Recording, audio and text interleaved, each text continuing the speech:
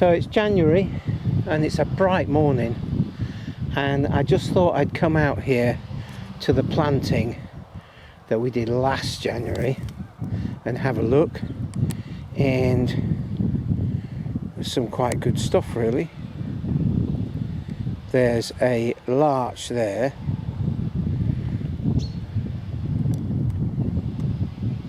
that seems to have bombed on, it's doubled its height, and let's just zoom out a bit, and next door to it somewhere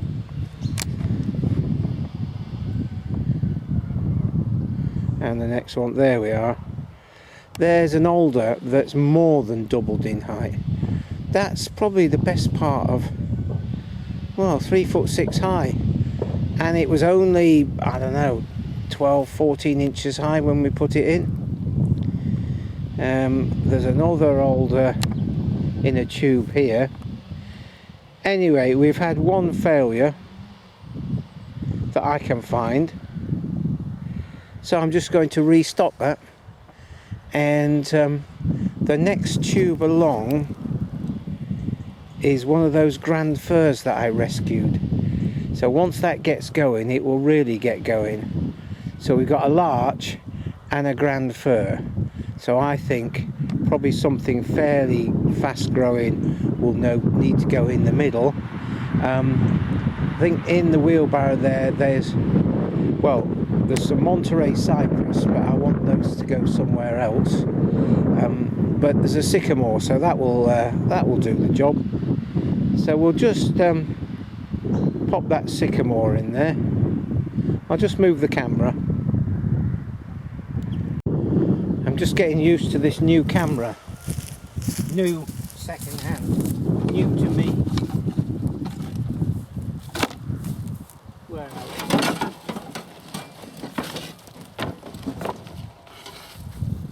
we? Hot grown.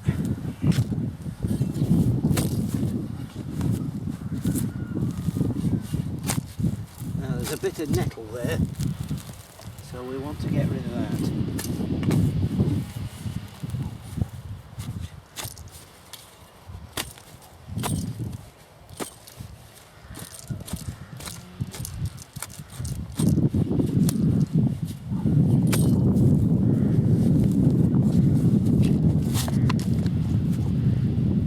Yep, that's pretty good. Pop that in there. Keep the height the same.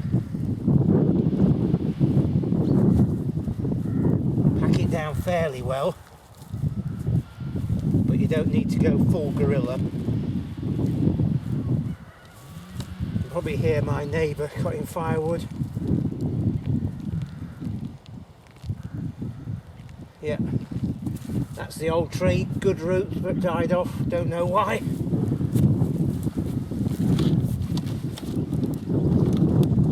So, tube on there, and I like to have the stakes all about the same side.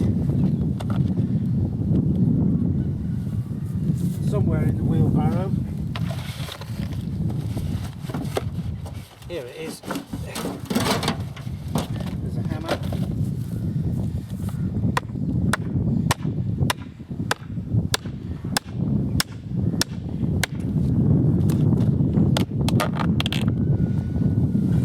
And those are an adjustable ratchet, so you can undo those ties.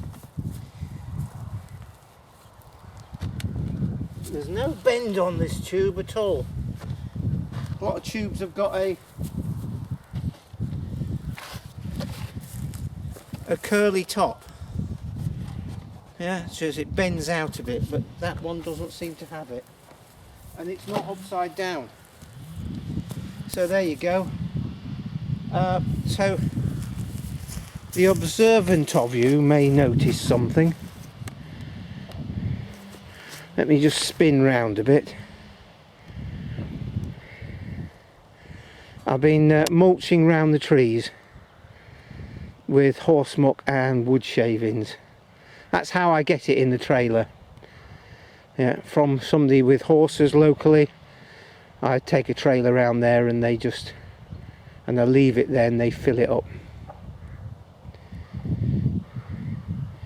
Anyway, that's that replaced.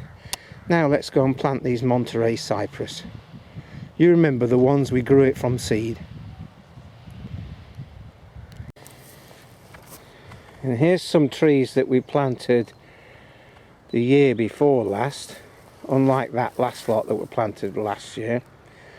There's a poplar whip, and as you can see, the buds are just starting to swell up and colour up. And just coming along this line, there's a sycamore there. Looks like it's been nibbled slightly, but the main leader now is doing fine. And these were planted with members of the family. Remember these extended family? Some of them came from on a brief trip from the US. These were, I think these were some oaks.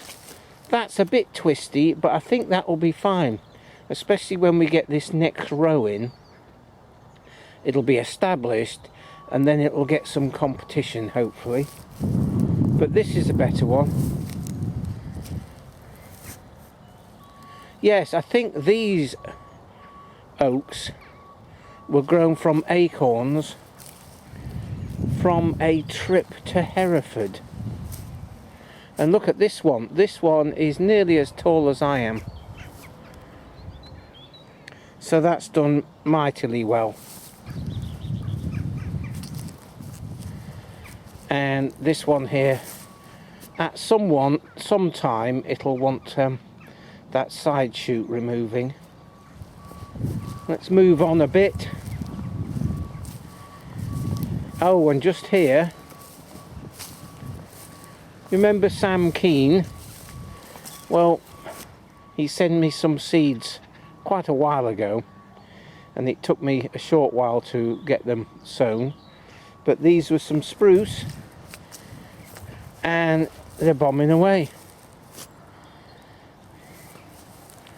Yeah. I don't know what's in this one. It's not looking very promising. There's something in there, and I think it looks like from the fungi on the base that wants replacing. Yeah. And there's another spruce there. And so we go on, and then we're on to some new planting just down this row.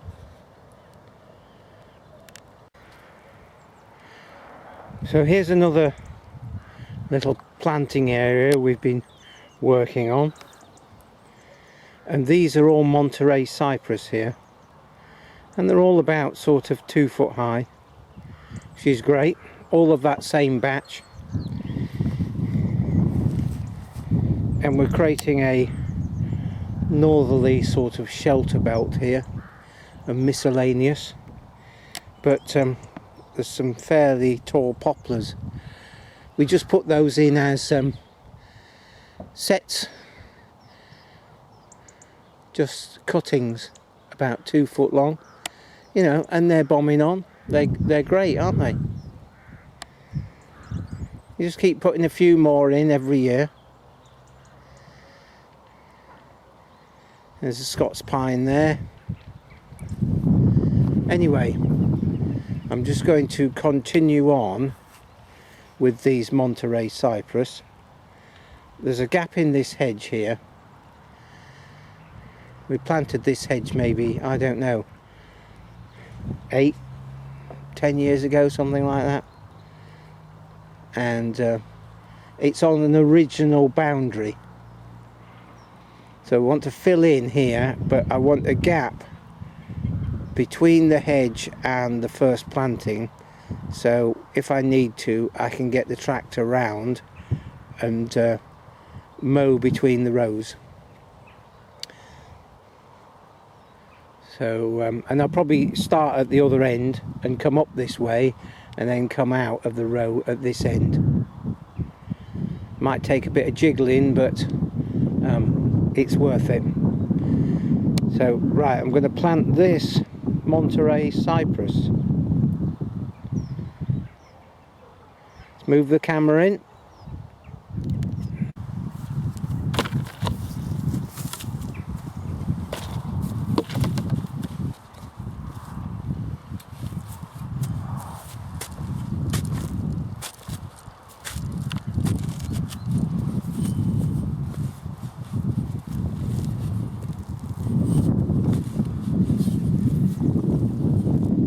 Because we're on the fenland, there's no gravel or stones or anything in this ground.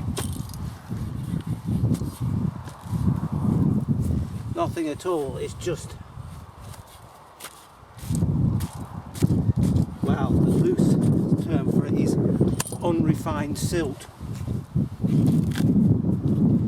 Let's have a look. Oh, yes. Got lots of spiral roots here, so just gently break that up, just so that it will get away, rather than just continuing to go round and round. How we doing? And a little bit more in the bottom. That's good. So I'm really pleased with these Monterey cypress. They came from a tree and it was huge. I've probably done a video about it. It's absolutely a monster, and I believe it goes back to directly back to Joseph Banks. And I gave some of the seed. I was there assessing, and there was a big branch torn off it, so I collected a few of the cones. My friend, I gave a small bag of them to my friend Hugh, who's been growing them on as well. I mean, they really do get big, which is great. And as you can see, I think that's 2 years, but with this pandemic and whatnot, time's gone just out of the window. Now this tube is a bit small, but I think it will be fine. I could do with one of those bigger ones, but I've run out of them.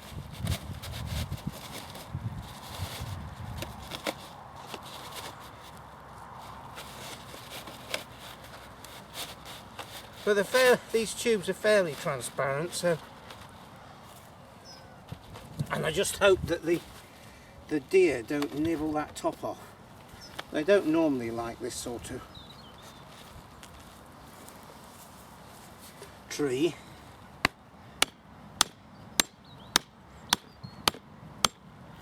There we go. Try and get that below the tube if you can.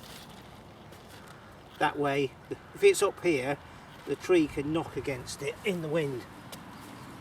So I'm just going to do the rest of these and just crack on. Yeah, it's a shame I've used all those big tubes up, but I've had to put one. I might be able to do something actually. Let me just zoom round here. Where are we? Wheelbarrow. I've had to put one round that poplar. I'll show you what's been going on. I'll maybe use several round that, and then I can rescue that big tube.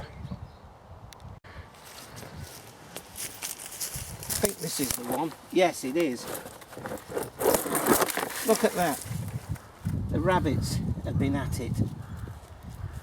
Yeah, it looked worse earlier on when it was freshly done. I think I'll rescue this and put several small split tubes around that just to protect it. You see, they've had a go at it a few years ago, just there. Yeah, it doesn't do it any good. I'm hoping that will heal over, but you never can tell. And it's just this one that they have a go at. Yep. Right. Let's just protect that again.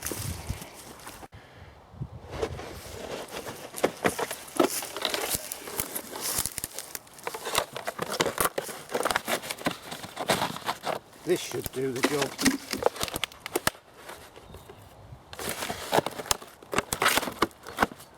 There we go. And I've got a couple of ties here. And if I slot them together,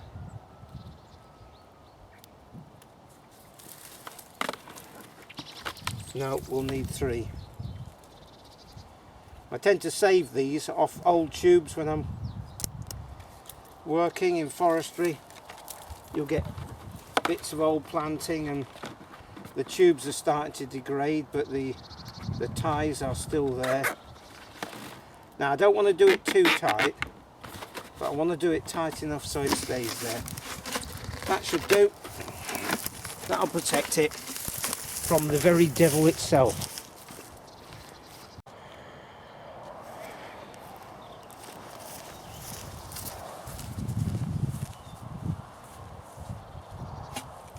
Right, let's get the next one in.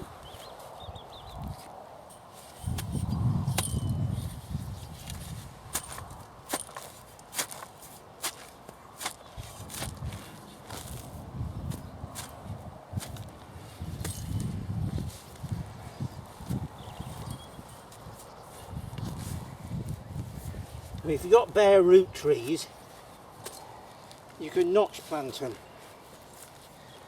but we pot grow our trees.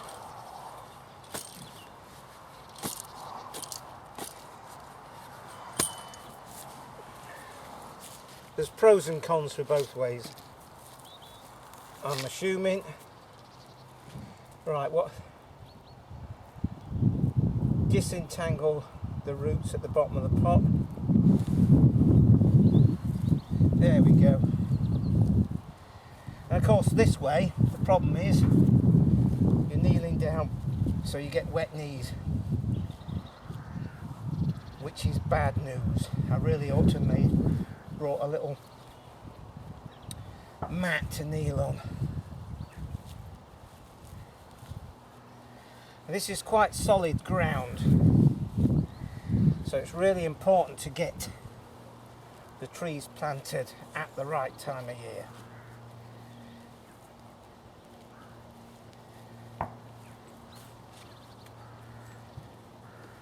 Whilst it's wet and workable.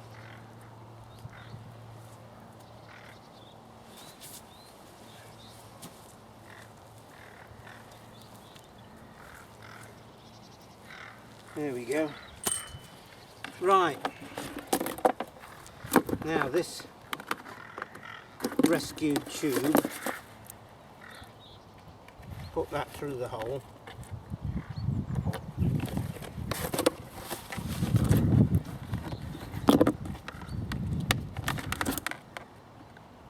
And back again.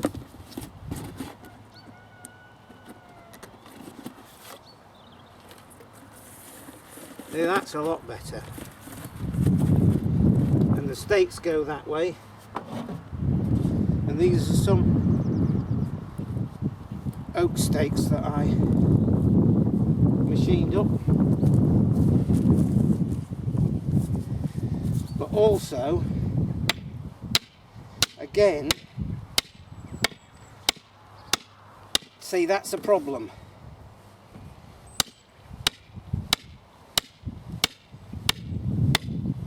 Won't go anymore.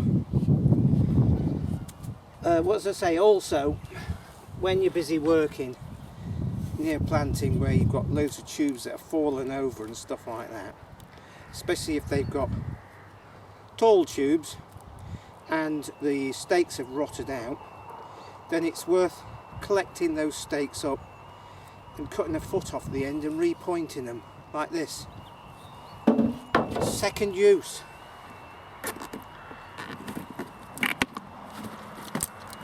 There we go.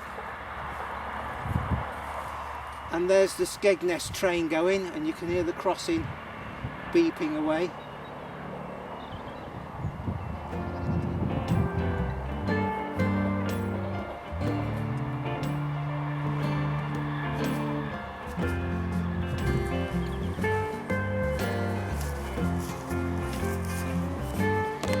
And it's a beautiful day.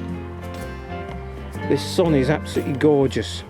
Strong January day. The solar will be charging away quite well. Yeah, and over the next couple of years we'll get another couple of rows in here. In some ways it probably works quite well because the trees at the back, which are on the north, are getting good light and they're getting up there, and then as we're working a lot across the field it's going towards the south, so therefore, you know, at some point the trees at the front will shade the ones at the back a bit, but the ones at the back will be higher already. And I'm very pleased the way these poplars got up there. We did put more than this in, but these are the only ones that survived. There's about, I don't know, 12 or something like that in total. But this is quite a nice field.